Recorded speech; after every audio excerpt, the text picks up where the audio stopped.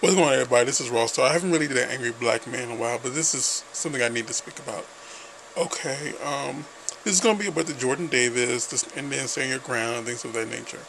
Okay, most of y'all who's been reading the case probably gonna see this.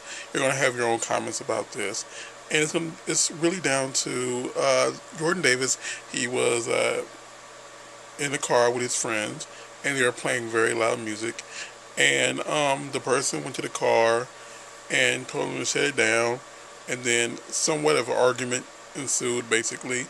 And the person assumed they had a gun and they shot into the car, killing Jordan Davis and being charged with attempted murder of the other three. Now, they called it a mistrial of him killing Jordan Davis. Now, people are speaking about the entire Stand Your Ground situation. Now, with the Stand Your Ground situation, you have Trayvon Martin. This was a big case a few years ago, and George Zimmerman was found not guilty of his murder. Now, another situation is another one that happened this year. Oh, I'm sorry, last year. About the former policeman rather, who was in the movie theater, and someone was checking up on his daughter in front of him, and they sees that the light was bothering him, but yet the movie had not started yet. They could have left their seat and moved over, but instead of doing that, he made a whole entire argument about the light, and then he left the room they're playing the movie in, went to go speak to somebody, and he did not speak to the person. He just went back, and then an argument ensued. Popcorn was thrown by the person who was killed, and because the popcorn was thrown, he felt threatened and he shot and killed the person. And then people are already bringing up Marissa Alexander. She did not kill the person who she was standing her ground against. She actually just shot up in the air, and basically, so the person who was abusing her would not be able to abuse her more, and she wanted that person to leave. But she was convicted to 20 years. Now, my thing is this. Oh, by the way, her trial is, from what I hear, is getting looked at, and they're going to review it. But my thing is this: when does stand your ground law go too far? I mean, there are certain situations where you can say, okay, that person had a right to defend themselves. But when does defending yourself turn into the matter of murder or killing? Because you can stand your ground without killing your assailant. From my understanding, standing your ground is mainly on the books to protect yourself from getting violently attacked if you feel your life is in danger. But if you kill the person, and the point proven is that you did not need to use that type of force, then standing your ground should not be able to be used in that case. Now, I fully agree with the fact that you need to be able to defend yourself in matters of defension, But with the cases that are currently going on, the main people who are getting killed are minorities, and they're being killed by Caucasians. Now, I will be honest with you. I did not go on extensive review of all the people who have gotten off on the case, all the people who were not released, or like who were actually charged with the crime, who were trying to use this case. And I did not look up how many African Americans, Mexican Americans, Latino Americans, etc., who was released on this. But the ones making news recently is this, and my question is this: when do we say that no, that is not stand your ground? That is an active act of violence against a minority of a certain race. There's only so many things that you can say, or only so many things you can do to justifiably define your racism amongst them. You may not publicly be actively racist. You may not publicly express what you feel about a certain person of a certain minority, but Everybody do not know you or how you act behind closed doors. If behind closed doors you are doing certain things that everybody is not seeing, but you have these same individuals um, come to the courtroom to define what type of person you are. Because every time I've read these cases about as far as the policeman goes, as far as the person who just got off on who got who's getting away with killing Jordan Davis, with George Zimmerman. With all of these cases, with Dunn, like his name is Dunn, but with all these cases, they all said this person did not show this type of behavior, was a calm person. Now,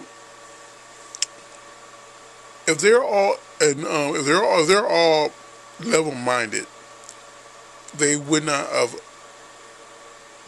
have gone to the extent they did after. This is what I'm talking about. I'm thinking about after, matter of fact, too, because after Dunn, sorry, dropped my camera. After Dunn went ahead and had shot the person, they said that him and his fiance got in the car, did not call the police, got in the car, left, went to the hotel room that they were staying at, that they had rented out, and they had ordered pizza. And then, let alone their story is different. You go back to Zimmerman. He was on the phone with the operator. The operator said, "Are you following them?" We don't follow them. And he proceeded on following them anyway. And he was on the phone with his girlfriend, and his girlfriend had somewhat a different story than what was said. And even the people who were watching it from their homes said a different story than the kind of George Zimmerman.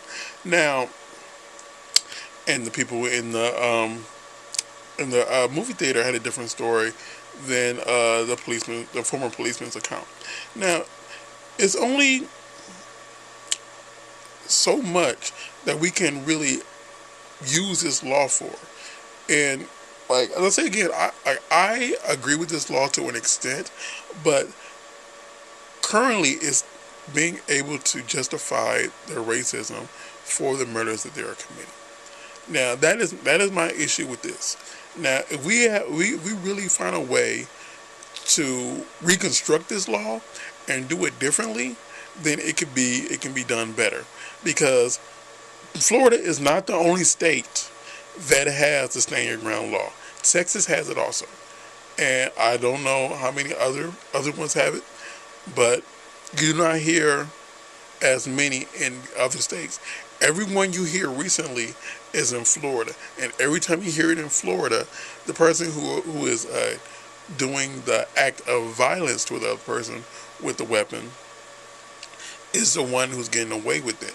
And it becomes national news because it's a constant occurrence. And how long would this constant occurrence go on before people realize that there is a problem in these different places in Florida? Now, don't get me wrong. I got into an argument. I got into a real argument with a policeman in Florida. This is right after the verdict came out of George Zimmerman. This is probably, I want to say, 2-3 months. Now, my discussion with the policeman, this is, I forget her level, but she's almost to the top, whatever. And she felt that he was justified by it, but her reasonings behind the justification of him being able to kill him did not fully make sense, because she kept trying to insinuate the stand your ground law was put in place to protect you from being a real threat. Now, and I kept, like, she did not know the full story. I believe everybody who is trying to really look at everything do not fully read all the full stories. And when the whole story is not known, because I told her the operator told her not to follow him. She tried to argue me up and down that the operator didn't say that. But if you look back to that story, you'll see that it's different. That's different. Now, and then, like, let alone the policeman who did not arrest Zimmerman right away. They didn't take his story right away. It was a while after, and then it was conflicting things.